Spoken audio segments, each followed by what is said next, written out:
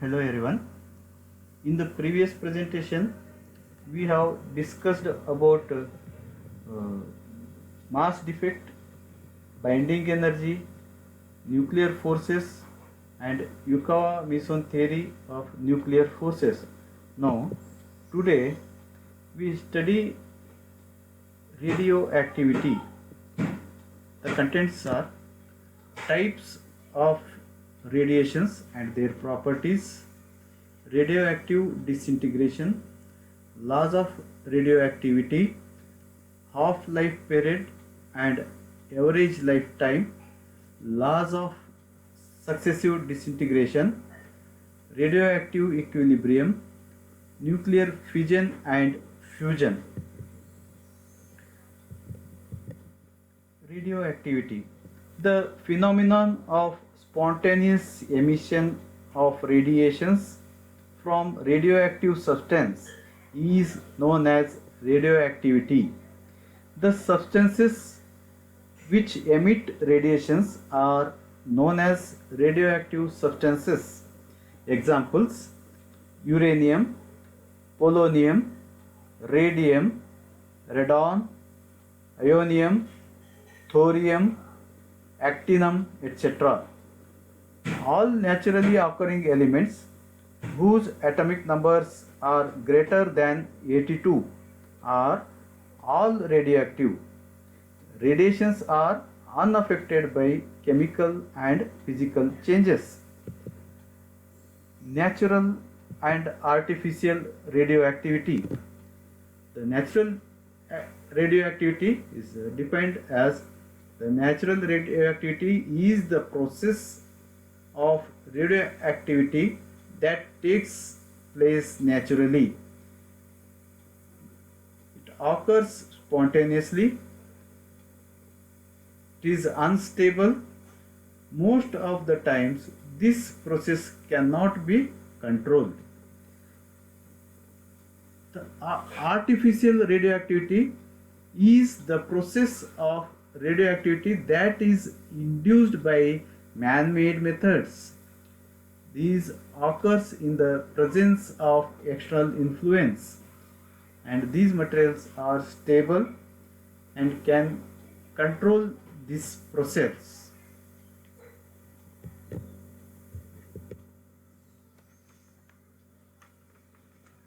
Alpha, beta and gamma rays. Rutherford and his co-workers discovered that radiations given out by a radioactive substance are of two types: alpha radiations and beta radiations.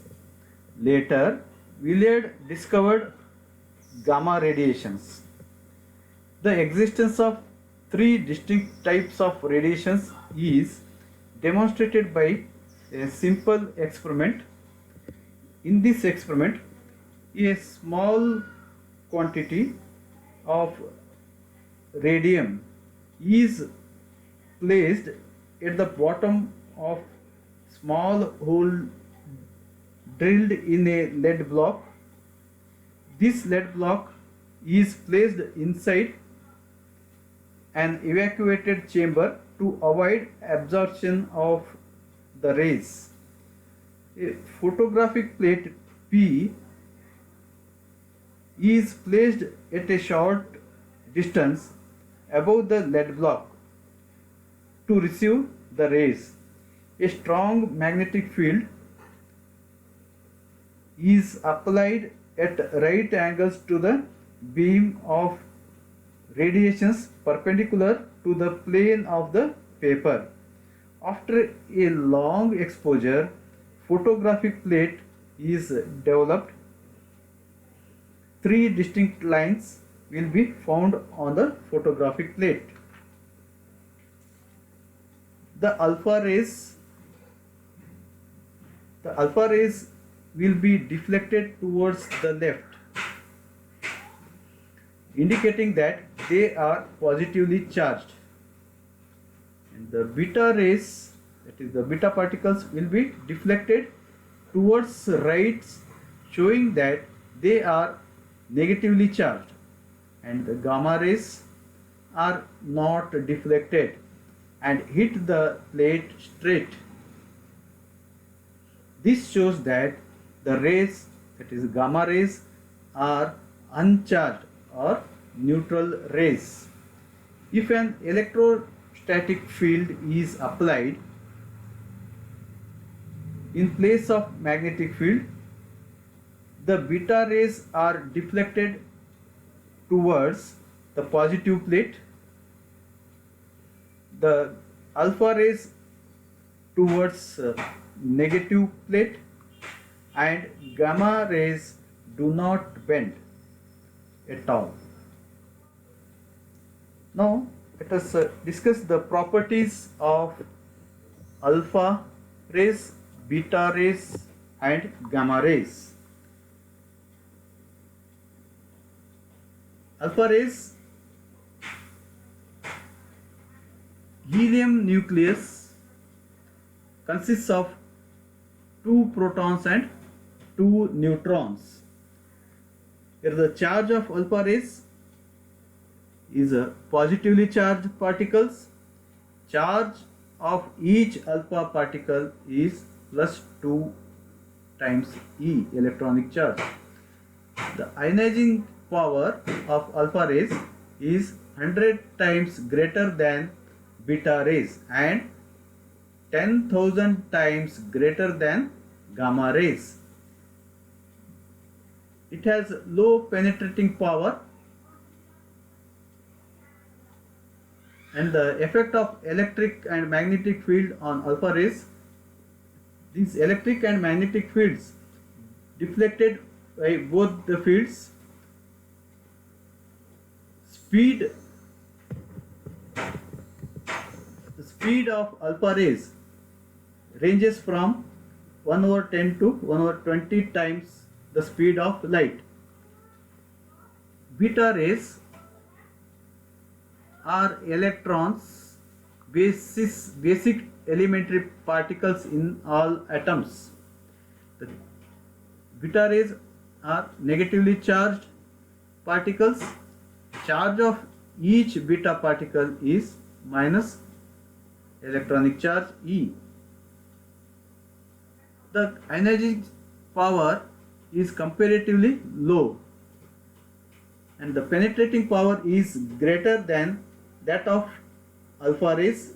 They can penetrate through a thin metal foil deflected by both magnetic and electric field, but the direction of this deflection is opposite to that of for alpha rays. Their speed can go up to 9 over 10 times the speed of light. The gamma rays are electromagnetic waves consist of photons, neutral particles. These are neutral particles. There is no charge. Charge of each gamma particle is 0. Ionizing power is very less. They have a very high penetrating power, greater than that of beta rays. They can penetrate through thick metal block. They are not deflected by electric and magnetic fields. They travel with the speed of light. The radioactive disintegration. A radioactive element constantly breaks up into fresh radioactive atom with the emission of alpha, beta and gamma rays from its nucleus. The new atoms are in general radioactive, hence a chain of different radioactive element is formed till an inactive element is reached. The spontaneous breaking up of nucleus is known as radioactive disintegration.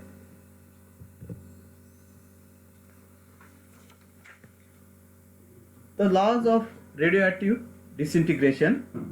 Here the Rutherford and Soddy discovered the laws relating in radioactive disintegration. Firstly, atoms of all the radioactive elements undergo spontaneous disintegration and form new radioactive element. The disintegration is accompanied by the emission of alpha, beta and gamma rays.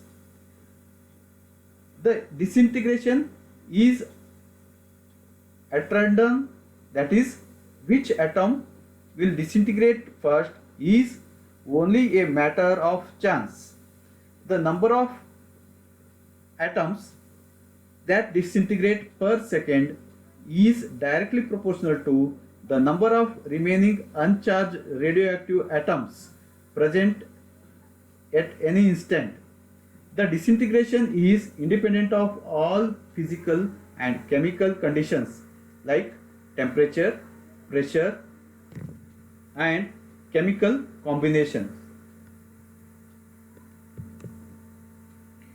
Let n be the number of atoms present in a radioactive substance at any instant t, and dn be the number of atoms that integrate in short interval dt. Then the rate of decay of atoms is minus dn by dt.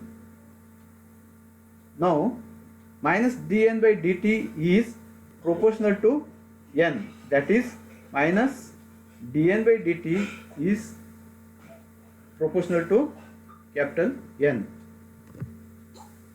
that is the number of atoms present.